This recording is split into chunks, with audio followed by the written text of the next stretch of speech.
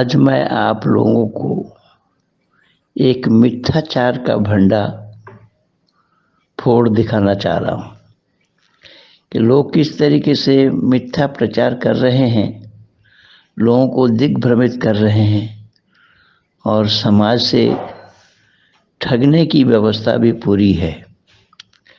क्या हुआ है, कैसे हो रहा है, इस वीडियो को देखिए। और वीडियो एक नंबर है, वीडियो में उस नंबर पे मैंने फ़ोन किया और उस आश्रम वालों से भी बात की। आश्रम के संचालनकर्ता से मैंने बात की और उन्होंने क्या बोला वो भी आप लोगों को सुनाऊंगा।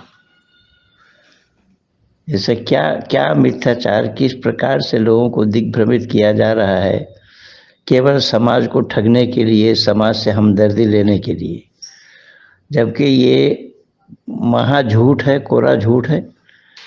और यही सब हो रहा है। जो लोग कुरान के का को नहीं जानते, अरबी के आ को नहीं जानते, इस्लाम के ई को नहीं जानते, वो लोग इस्लाम वालों को घर वापसी करा रहे हैं। इस्लाम वालों को घर वापसी कराने का क्या तरीका है, क्या किस तरीके से घर वापसी होते हैं, इन वीडियो को देखिए। और वीडियो में बोला क्या जा रहा है उसे भी आप लोग सुनिए।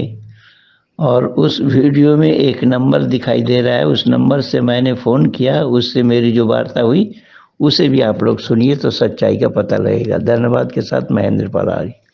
सुवीर्यं दद्रियमयिपोषं स्वाहा इदमग्ने पवनाय इदाग्नोमहे आम भूर्भुवस्वः प्रजापतेन त्वदेतान्यो विश्वाजातानि परितः बभूव यत्कामा। नमस्ते दोस्तों, आप सबका एक बार फिर से स्वागत है आपके अपने YouTube चैनल सत्य सनातन में। और आज हमारे साथ में है श्री 1008 ब्रह्मचारी यशवीर जी महाराज। और जैसे कि आप सभी जानते हैं, मैंने कई बार ये बात कही भी है कि जिस प्रकार से किसी डर के कारण से, किसी लालच के कारण से जो हमारे मुस्लिम समाज के लोग, जो फिलहाल मुस्लिम हैं लेकिन पूर्व में उनके पूर्वज जो हिंदू थे, सनातन वैदिक धर्मी थे, उनका शुद्धिकरण करने का कार्य, उनका घर वापसी का कार्य महाराज जी कर रहे हैं। और आज भी यहाँ पर आश्रम से तकरीबन 9-10 पूर्व मुस्लिम भाइयों बहनों की शुद्धिकरण हुई है, वापसी हुई है। स्वामी जी, सबसे पहले तो आपका बहुत बहुत स्वागत है। आपका भी बहुत बहुत धन्यवाद, आप आश्रम में आए हैं। स्वामी जी, किस प्रकार से, मतलब जैसे कि कहते हैं बहुत सारे लोग इसको कन्वर्जन कहते हैं, कोई लोग कहते हैं घर वापसी, कोई कहते हैं शुद्धिकरण, आप किस शब्द को सबसे बेहतर मानते हैं? देखिए भाई, वो उधर चले गए थे जी, हिंदू धर्म छोड़ करके जी, तो फिर आए हैं तो शुद्धि तो हुई उनकी। तो आपको लगता है वहां पर अशुद्ध हो गए थे, अपवित्र, वहां पर अशुद्ध हो गए थे जी। तो फिर अपने पूर्वजों के धर्म में, पूर्वजों का धर्म कहो या प्रथम धर्म, जी, प्राचीन धर्म हिंदू धर्म, उसमें घर वापसी कर ली। जी। आप क्यों मानते हैं कि उधर जाने के बाद में वो अपवित्र हो जाते हैं? क्योंकि एक तो उनकी शिक्षा, फिर उनका खान पान, सारी की सारी व्यवस्था जो है ना, वो एक मानवता के विपरीत है जी। और यहाँ जो है, यहाँ पर मानवता सिखाई जाती है, मानवता का ही पाठ पढ़ाया जाता है सारा। तो मानवता के इस सबसे प्रथम धर्म हिंदू धर्म, इसको प्राचीन समय में वैदिक धर्म भी कहते थे, सनातन धर्म भी कहते थे। वैदिक धर्म इसलिए कहते हैं कि वो वेदों के अनुसार चलता है, और सनातन इसलिए कहते हैं कि प्राचीन है। प्राचीन होने के कारण से सनातन, आज उसको हिंदू धर्म कहते हैं। बात वही है, वही हमारे ऋषि हैं, वही हमारे ग्रंथ है, उसी धर्म में इन्होंने घर वापसी कर ली। तो ये लोग कितने समय पहले मुसलमान बने? इनके पूर्वज, ये नहीं, इनके पूर्वज बने थे 150 वर्ष पूर्व। अच्छा। और वो या तो डर में बने या लालच में बने, ये तो उनके बड़ों को पता है जी। लेकिन जैसे अब भारतीय जनता पार्टी की सरकार केंद्र में आई और भारत के अधिकतर प्रदेशों में भारतीय जनता पार्टी की सरकार है और हिंदूवादी कार्य हो रहे हैं, और हमारा ये भारत भारतीय जनता पार्टी के मोदी जी के नेतृत्व में ऋषियों की तरफ को बढ़ रहा है। यानी ऋषियों की जो मान मर्यादाएं होती थी, जिसके कारण से ये भारत चक्रवर्ती सम्राट कहलाता था और संसार का गुरु कहलाता था, उसी पद्धति पर अब भारत जा रहा है। पुनः अपनी प्राचीनता की तरफ को लौट रहा है। तो इनके अंदर भी एक बात आई, अरे हमारे पूर्वज तो हिंदू थे, तो हमें तो अपने पूर्वजों के धर्म में ही वापिस आना चाहिए। ये चिंतन मनन करके 1 वर्ष पहले ये यहाँ आश्रम में आए थे। यहाँ वर्ष में एक बार 51 किलो घी का महायज्ञ भंडारा होता है, तो उसमें ये आए, इन्होंने घी सामग्री की आहुति छोड़ी और यहाँ भंडारे का प्रसाद ग्रहण किया। तो इनकी आध्यात्मिकता हिंदू धर्म के प्रति और अधिक जागृत हो गई। बस 1 वर्ष बाद आज आकर के इन्होंने पुनः घर वापसी कर ली।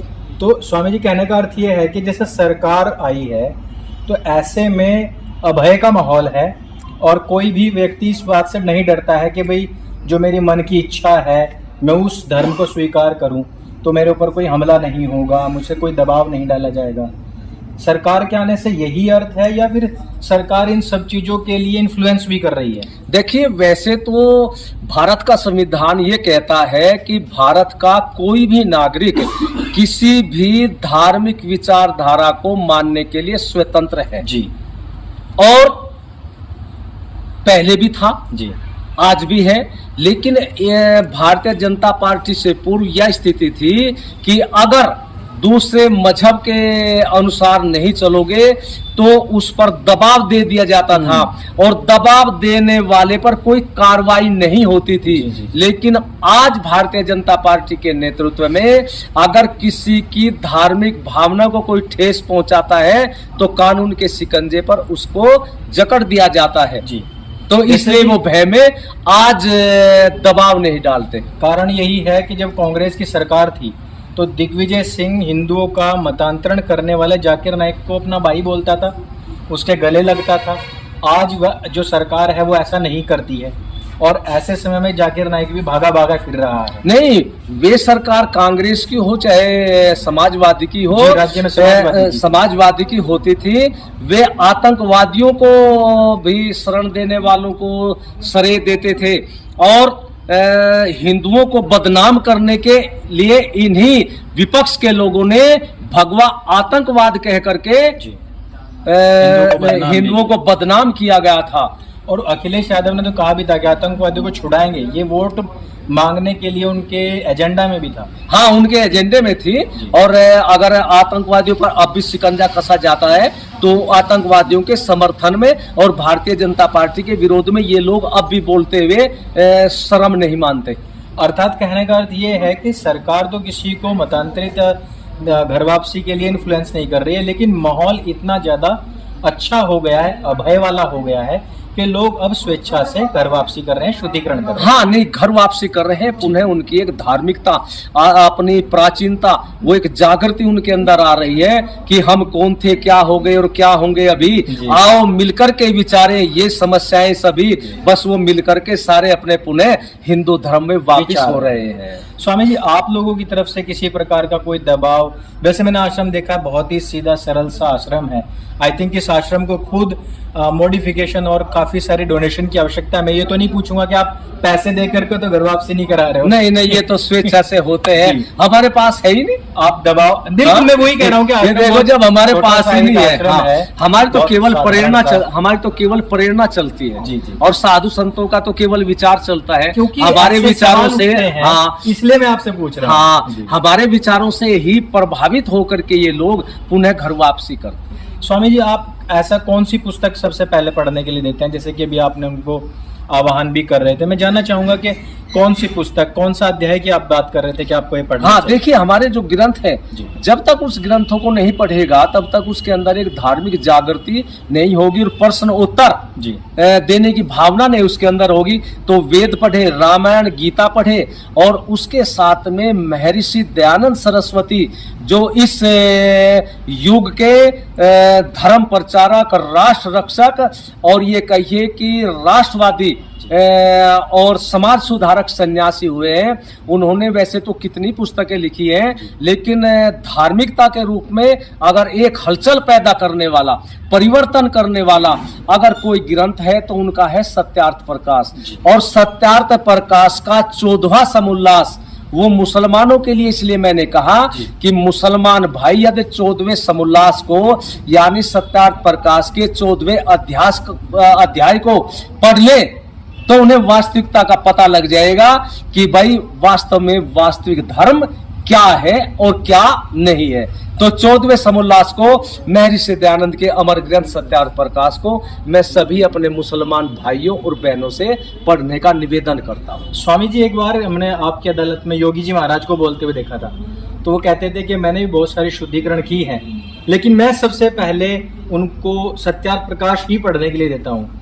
वो पढ़ते हैं, फिर से मेरे पास वापस आते हैं, तभी जाके मैं उनका शुद्धिकरण करता हूँ। तो सत्यार्थ प्रकाश में वो सब चीजें हैं कि एक मुस्लिम यदि उनको पढ़ता है तो वो घर वापसी कर सकता है।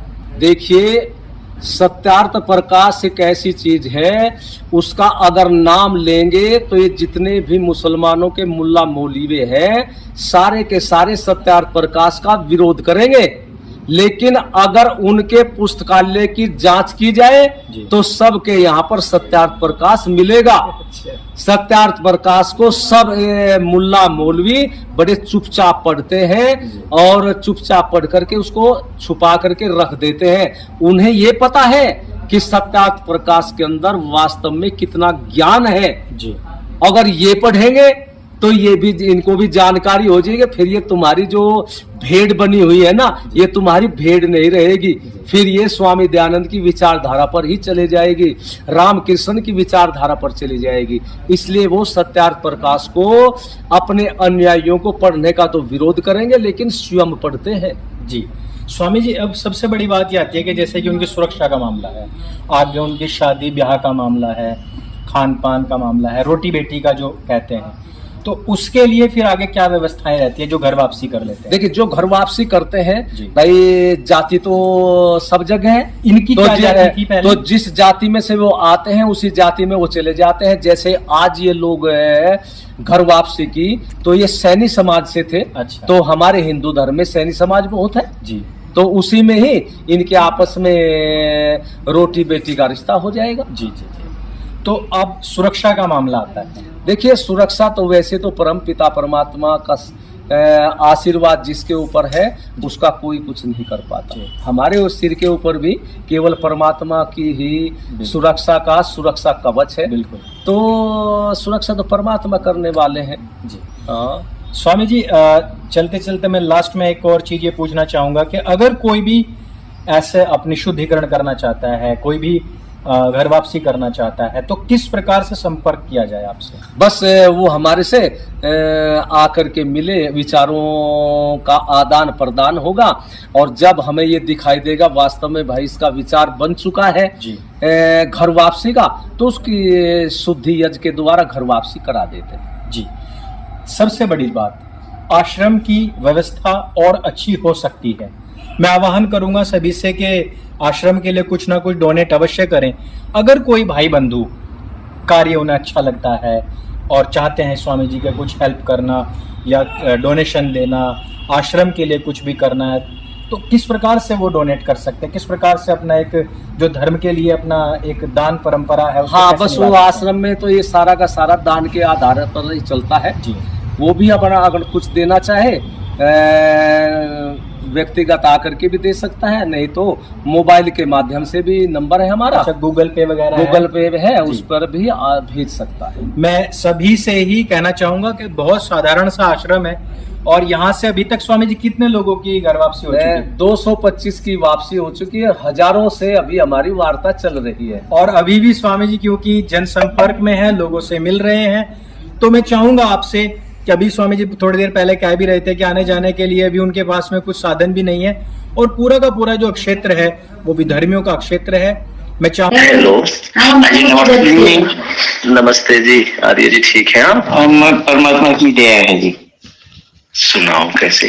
ये आश्रम का नंबर है ये? हाँ जी। ये आश्रम कहाँ है, क्या नाम है आश्रम का? ये आश्रम का नाम है योग साधना यशवीर आश्रम। अच्छा, कहाँ है?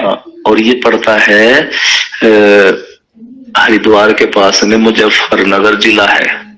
अच्छा अच्छा, मुजफ्फरनगर में। हाँ, मुजफ्फरनगर से 8 किलोमीटर थोड़ा। दूर पर है। किधर? इसमें गंगा साइड में? नहीं, मुजफ्फरनगर से जब शामली पानीपत को जाते हैं उस रोड पर है। अच्छा अच्छा। हाँ, मुजफ्फरनगर से ज्यादा दूर नहीं, 8 किलोमीटर है केवल। शामली वाले रूट पे है? हाँ, शामली वाले रूट पर। जी जी। तो ये कितने लोग हैं आश्रम में? बस हम गुरु शिष्य 2 ही रहते हैं। अच्छा अच्छा। तो ये कितने क्षेत्रफल में है? जी, कितने क्षेत्रफल? 2 बीघा के लगभग। अरे 2 बीघा। अच्छा अच्छा अच्छा अच्छा के लगभग है। तो क्या ये जो आप परावर्तन का काम करते हैं? हाँ जी। तो वो लोग परावर्तन करने के बाद फिर अपने घर वापस जाते हैं? हाँ जी, वो अपने घर से ही आते हैं और फिर अपने ही घर चले जाते हैं। तो अपने घर चले जाते, फिर मुसलमान समाज उसको रहने देते हैं? नहीं, रहने देते हैं ऐसी बात नहीं है, फिर उनकी सुरक्षा भी करते हैं, कह देते हैं घबराने की आवश्यकता नहीं, फोन कर देना। नहीं, खाली बोलने से तो बात नहीं बनेगी ना। नहीं, जैसा मान लिया हुआ पहले तो यहीं से हमने पुलिस को फोन कर दिया। हाँ हाँ, तो बस उनकी सुरक्षा हो गई, बस फिर कुछ नहीं। पुलिस को फोन कर देने से उनकी सुरक्षा हो जाती है? हाँ, नहीं, पुलिस पहुंच गई मान लिया तो फिर उनको हिदायत दे दी उन्होंने कि भाई इस तरह की कोई कार्रवाई करने का प्रयत्न नहीं करें। आप किनसे बात कर रहे हैं? ये आवाज पहचानते हैं आप? नहीं, जिसमें आपका नाम लिखा हुआ था फोन में। अबे हम तो नहीं जानते आपको। पंडित महेंद्र पलारी को नहीं जानते? नहीं, हमारा कभी परिचय नहीं हुआ। हाँ, तो इसमें नाम आया लिखा हुआ, तो फिर हमने जब आपको आर्य जी कहा। नहीं जानते हैं तो मैं क्या बताऊंगा आपको। देखिए इस वीडियो को मैंने जब फ़ोन किया तो कितने सहज भाव से वो ये बतला रहे हैं कि मैंने जब पूछा वो मुसलमान जब आपके यहाँ आकर के वैदिक धर्मी बनते हैं फिर वो क्या करते हैं, आपके आश्रम में रहते हैं? नहीं, वो घर चले जाते हैं। तो घर चले जाते हैं तो उनके वहाँ आपत्ति नहीं आती, मुसलमान वहाँ विरोध नहीं करते? तो बोले नहीं, विरोध करते हैं, बस हम पुलिस को फ़ोन कर देते हैं, फिर पुलिस वहाँ जा कर के वो कर, जैसे ये एसपी लगे हैं या सीएम लगे हैं, जैसे प्रदेश के मुख्यमंत्री हों या कोई पुलिस अधिकारी हो, उनके कहने पर ही पुलिस वहाँ चले जाती है। कि मिथ्याचार, ये झूठ अब ये सन्यासी भी बता रहे हैं और इस तरीके से आर्य भी कह रहे हैं, आर्य समाजी भी कह रहे हैं। तो ये सब झूठे लोगों का ही जमावड़ा है कि झूठ बोल करके ही ये लोग अपना पेट पाल रहे हैं। पेट पालने के लिए क्या तरीका ढूंढा है लोगों ने, ज़रा इसको देखिए। इसलिए मैं ये वीडियो आप लोगों तक पहुंचाने का प्रयास किया हूं।